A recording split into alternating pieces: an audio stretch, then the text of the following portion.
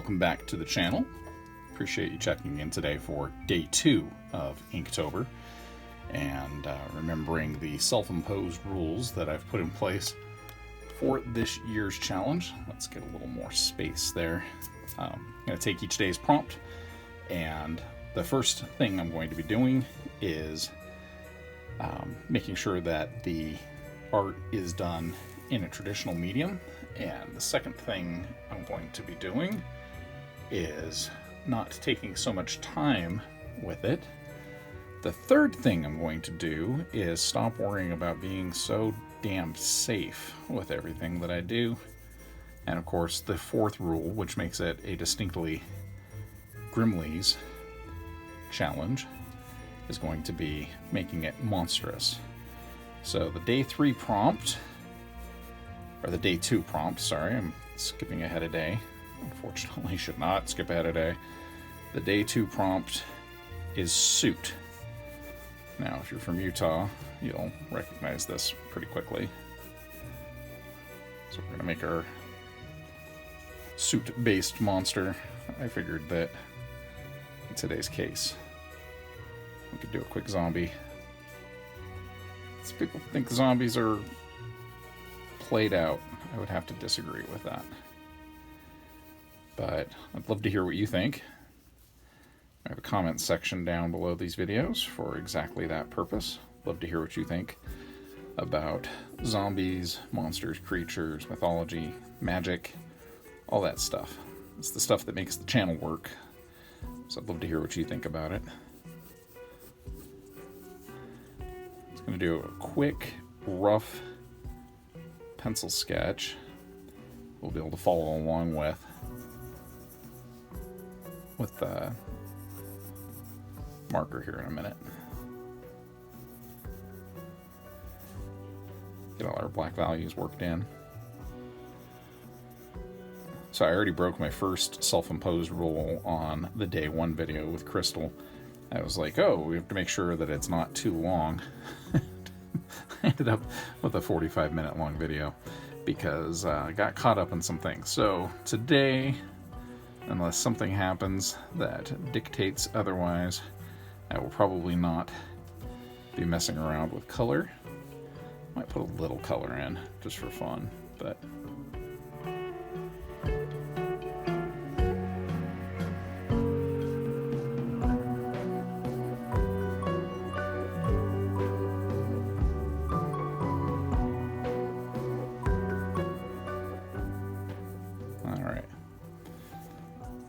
now to get the suit part in here.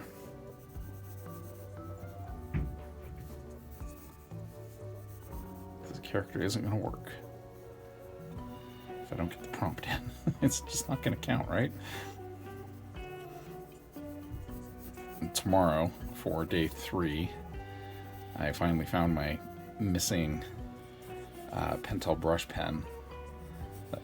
It's a nice little Japanese import. Probably the nicest inking pen I've ever experienced in my entire life. So we'll be bringing that guy out of retirement to get the work done here.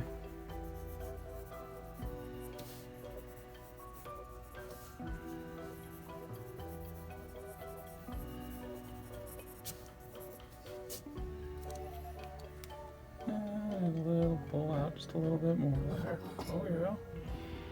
There we go. Let's get more of that picture in view. Hope nobody's motion sick.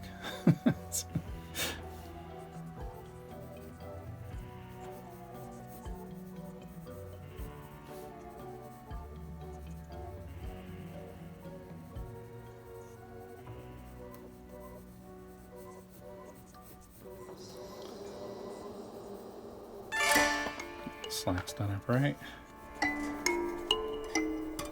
Now you gotta peg up one side of the pants.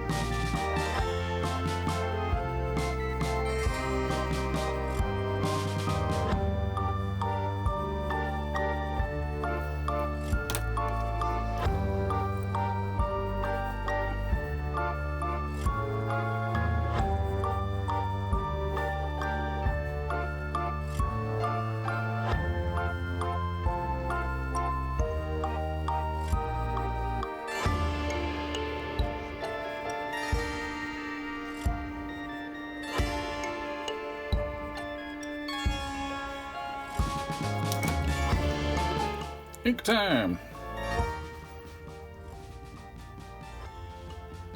Gonna be a little less scribbly with this one today.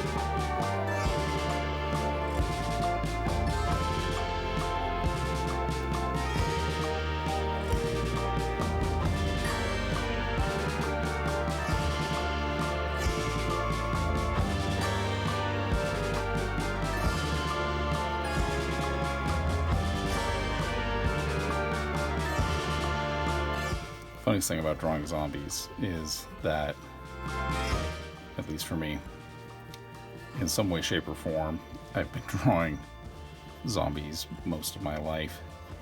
Well, at least most of my, from my adolescence forward. When I was a kid, in 7th grade, I got real into Iron Maiden, but not in the way that a lot of other people did. I didn't care for the music at all. Sure, Run to the Hills is great, but it was Eddie the Beast that I was into. And so everybody thought I was a big-time metalhead for drawing Eddie on everything. And the reality is I just thought Eddie was cool. So I could probably still draw Eddie from memory because Eddie ended up on everything that I had in 7th and 8th grade. So I had textbooks that we lost our deposits on because I had drawn Eddie all over them on the inside. I think I got suspended once for drawing Eddie on the outside of a locker with a Sharpie. It was a compulsive thing. I'm not necessarily a super vandalous person, but I was also really, really upset with my school and spent a lot of time retaliating. Some people think that I'm exaggerating when I say that the school that I went to was in existence really only to make copper miners. I lived in a small town that was the major employer for the area was a copper mine, and so that seemed to be the only thing that they were really interested in doing was grooming people for a life of industry. And I was just a weird little Star Wars kid. That's all I cared about was Star Wars and vampire movies from the 60s, and then for a brief period of time Eddie the Beast from Iron Maiden, because hey, that's Eddie, it's awesome. But once you've figured out how Eddie looks, you kind of have your template for zombies down perfectly, right? He pretty much is a zombie.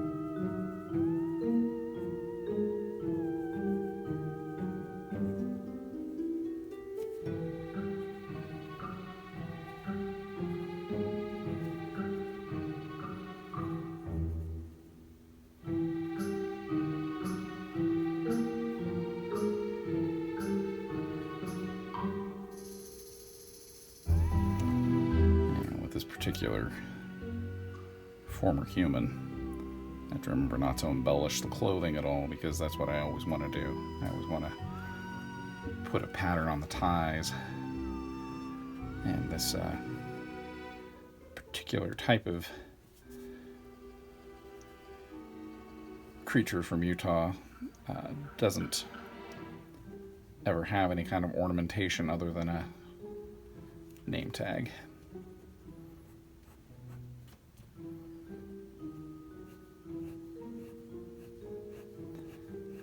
Not that they're all creatures. A lot of them are pretty good people. I just imagine that if we did have a zombie outbreak, you might actually see a few of these wandering the countryside. I bet they'd still knock on doors too. I like that in Shaun of the Dead, how the zombies were still kind of doing what they were doing prior to the zombie virus hit. You know, if they wanted to go to the pub, they still went to the pub. So I think this particular type of zombie would still spend a bit of time trying to ride bikes and knocking on doors to spread the good word.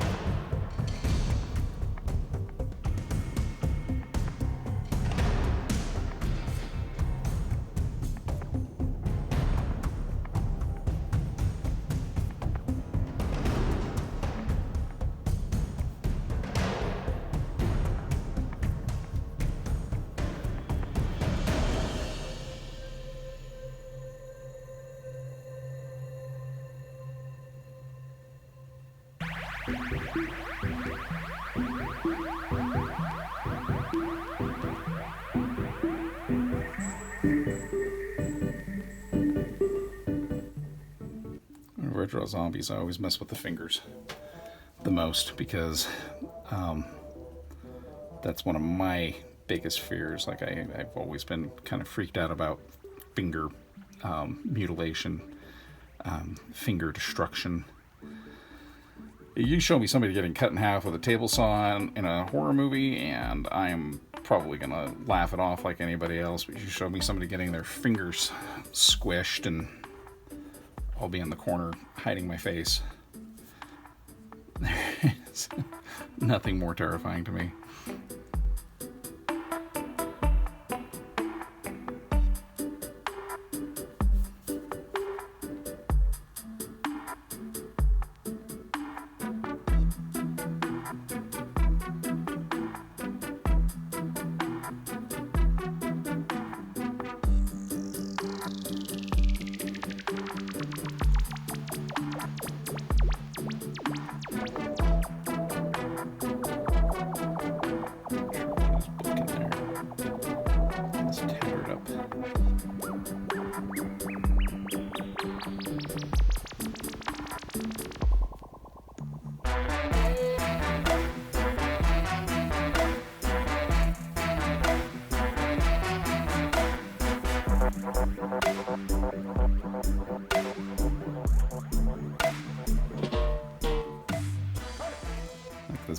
hand here, holding the book. This just wouldn't feel good to anybody.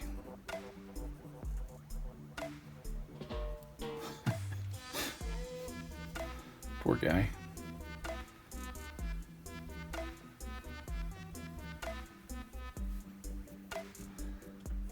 So let's see, we've got our Romero zombies, which tend to be some sort of reflection on society. So with Night of the Living Dead being a reflection on the civil rights movement and the state of civil rights in the United States at the time that the movie was being made. Was it Dawn of the Dead? Talking about consumer obsession and the mindlessness that comes along with that dopamine rush that you get from overconsumption, shopping. And then Day of the Dead being commentary on the military-industrial complex. And then you get other movies, zombie movies. They're not all social commentary, which is interesting because I think zombies actually work as perfect placeholders for people, right? We see them in our movies and we go, oh, what does that represent? What does that stand for? And it's pretty easy for us to figure out what the analogy is, what it is that the filmmaker is going for when they're making their movie. But some of the movies, some of the zombie movies, don't have an analogy. They don't have a moral to the story. So I'm still trying to figure out if Shaun of the Dead did, other than, being true to the people that you make a commitment to. So, and then I think the Return of the Dead movies, those are almost more comedies. Really loved Return of the Living Dead when I was a kid. I thought that was just great. The zombie calling for more cops on the CB in the graveyard. It was just amazing. A little toesy sticking out there.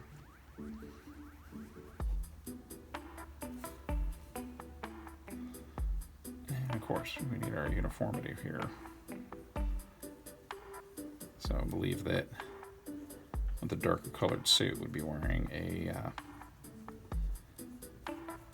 navy blue sock. So I'll just kind of shade that in a little bit. How are we doing on time? Looks like we're 20 minutes in, so I'm going to need to wrap this up. Otherwise, I'm going to end up with another 40-minute video. Breaking my own rules. I mean, if anybody's going to break my own rules, it's going to be me. But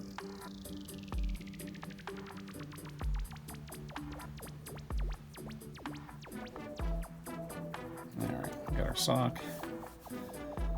Let's get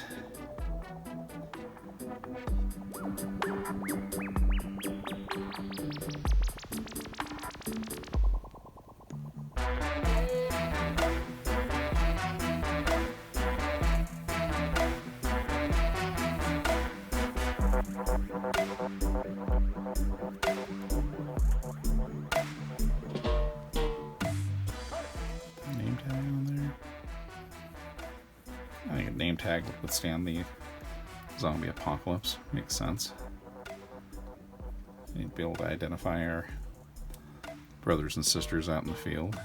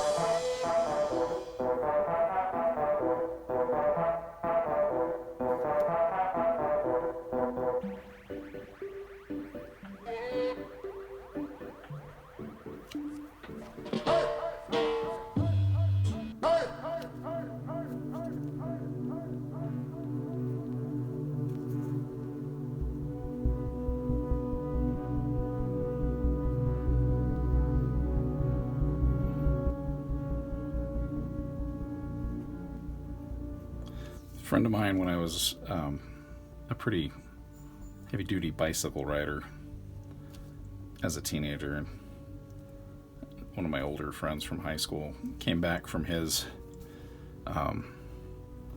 religiously focused visit abroad, and he taught me a valuable lesson about shoelaces and bicycles. And so you'll see these pilgrims out there in the wild, usually with a pant leg rolled up or pegged. Some of them, if they have a good leadership team, they'll have a little device that they can stick to the pant cuff that'll keep their pant cuff from trailing down into the chain. Because if you're wearing any kind of slack that's got any kind of flare at the bottom, you're definitely going to be struggling with your bike chain. And so I was usually wearing peg pants to begin with, but it was a punk thing back in the 80s, you know? And so, but at that point I started making sure that the pant leg on the side of the bike chain was higher, which really helped quite a bit. Alright, let's get a little bit of shading in. Not too much, because we're 23 minutes in. My goodness, where does the time go? Time check. Keep it quickly, he reminds himself as he continues to perseverate on cross-hatching in detail once again. That'll be the end of me. I enjoy the sweet ASMR sounds of a big eraser on cardstock.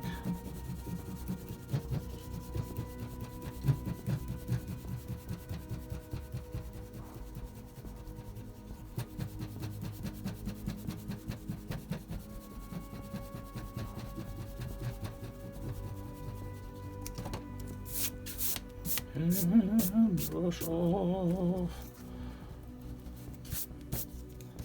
There you go.